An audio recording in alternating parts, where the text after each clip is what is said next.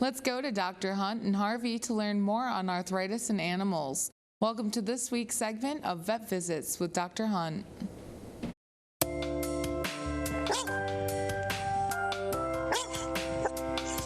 Well, today I want to talk to you a little bit about arthritis in pets and how we determine whether or not the dog might be sore. As dogs age, regardless of what they did for their lifestyle, meaning what they did as a living, were they a offensive lineman or if they were someone that just worked in the library, they're going to exhibit similar things with arthritic changes as they age. One thing you'll notice is just slow to rise. They may or may not be audible, but they just get up slower than they used to. Two would be anything vertical. Okay, be it they go up and down the stairs slower, they jump up on the couch slower, they jump down off the couch slower. Those all might be indications that they're painful. Three would be the reluctance to continue to chase something. Like they're normally chasing a frisbee or ball, they slow down after a shorter period than what you expect. And then lastly is just the obvious muscle wasting or atrophy of the rear legs or front legs, all depending on where their arthritis might be. Cats are different. Cats show their arthritic changes a little bit more subtly than a dog would, and they actually tend to be more reclusive. They sit more. If you can believe cats sit more than 23 hours a day, which they do it even as a kitten.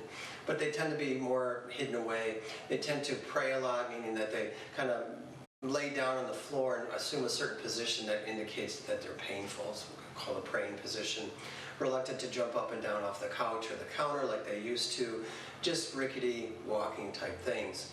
There are a number of different solutions for arthritic conditions in pets, be it cats or dogs. Cats is a monthly shot called Silencio that works great. Give that once a month for about 3 months and they walk again really nicely. Dogs, we use a lot of non-steroidal anti-inflammatories along with different polysulfonated glycosaminoglycans, big word, things that help lube up the joint. Can actually be beneficial too.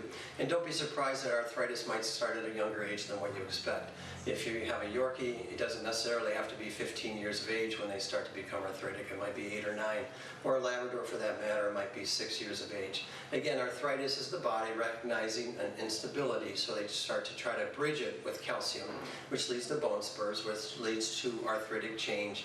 And that bone spurring is what causes irregular movement across it, and that's painful. So there's some instability that arose from something, the way they're made, or they played hard or had an injury. That bone deposition then leads to pain, which then is displayed different ways, dog or cat. And remember, you should be your pet's best advocate. Thank you, Dr. Hunt.